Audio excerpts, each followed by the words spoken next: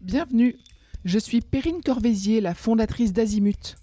Azimut, c'est le guide des parents pour une orientation scolaire et professionnelle sur mesure avec votre enfant. Nous nous appuyons sur près de 100 spécialistes de l'orientation pour vous informer et vous conseiller. Pour découvrir l'ensemble des ressources Azimut, rendez-vous sur azimut-orientation.com. Vous pourrez notamment vous inscrire à notre newsletter. Je laisse place maintenant au contenu de cet épisode. Bonne écoute. Bonjour, aujourd'hui nous abordons la joie. La joie comme un guide puissant dans ses choix d'orientation. Trop souvent, l'orientation est vécue sous pression, comme une quête stressante vers la bonne réponse.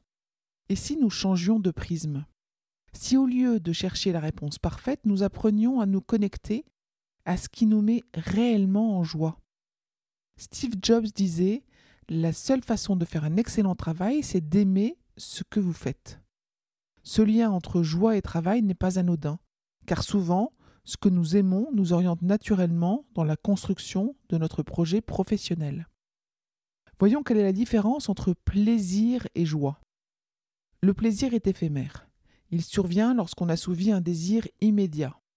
Par exemple, la satisfaction de manger un bonbon est immédiate, mais de courte durée.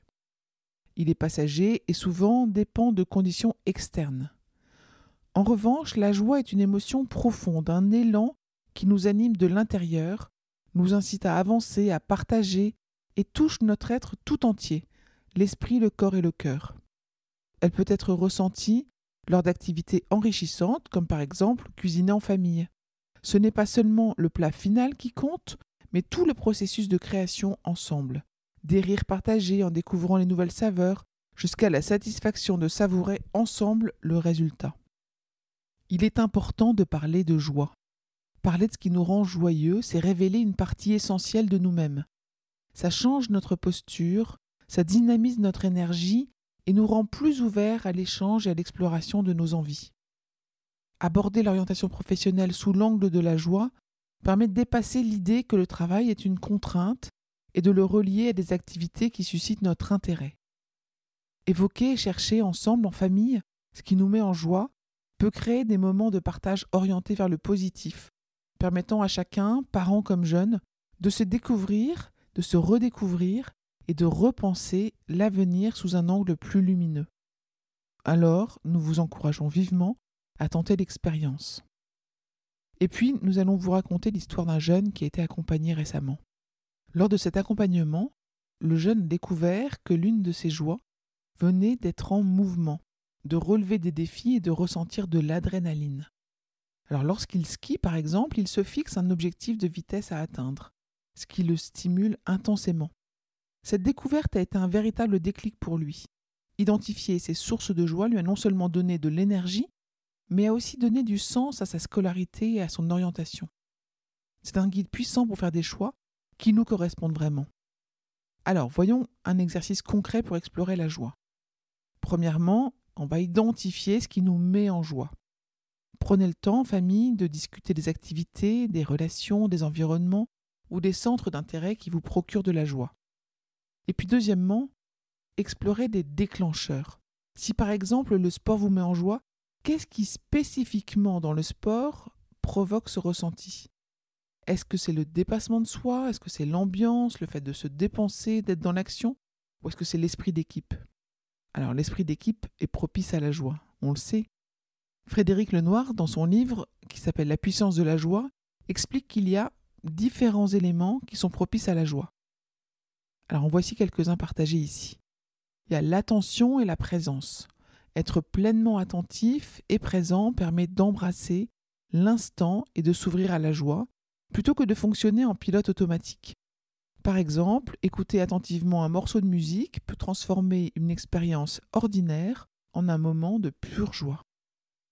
Autre état d'esprit, c'est l'ouverture et la confiance en la vie. Adopter une attitude d'ouverture face aux événements favorise une réceptivité de la joie. Et puis parlons de la persévérance et de l'effort, parce que trouver de la joie dans l'effort peut sembler contre-intuitif. Mais c'est souvent là que réside la plus grande satisfaction. Prenons l'exemple de l'entraînement pour un match de basket. Après des mois de préparation, on gagne le match. On est fier et joyeux de son accomplissement. Cet investissement personnel, même s'il est exigeant, conduit à des moments de grande fierté et d'épanouissement. Dernier état d'esprit propice à la joie, c'est l'expérimentation. L'expérimentation est un puissant moteur de découverte personnelle. Imaginons que nous fassions un stage en événementiel et on réalise rapidement que l'organisation d'événements, donc ça veut dire appeler, réserver, planifier, n'est pas ma tasse de thé. Pourtant, ce qu'on peut aimer, c'est le contact humain et le travail d'équipe que cela implique.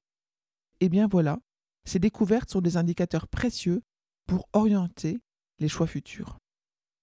En conclusion, disons que redéfinir l'orientation, non pas comme une source de stress, mais comme un chemin vers la joie, peut transformer profondément notre approche de la vie professionnelle. Et c'est en nous trouvant nous-mêmes et en suivant ce qui nous met en joie que nous pouvons créer notre propre voie épanouie et riche de sens. Je vous retiens quelques instants. Vous écoutez peut-être sur Apple ou sur Spotify ou sur Deezer ou sur une autre application de podcast. Je voulais m'assurer que vous connaissiez l'existence de notre site azimut-orientation.com. Sur ce site, les contenus sont organisés par thématique et par situation. Ceux qui connaissent adorent et utilisent notre moteur de recherche, ce qui leur permet d'aller chercher directement le bon contenu qui correspond à leurs problématiques. Je vous encourage à vous y connecter et n'oubliez pas de vous inscrire à notre newsletter. Merci de votre fidélité et à bientôt.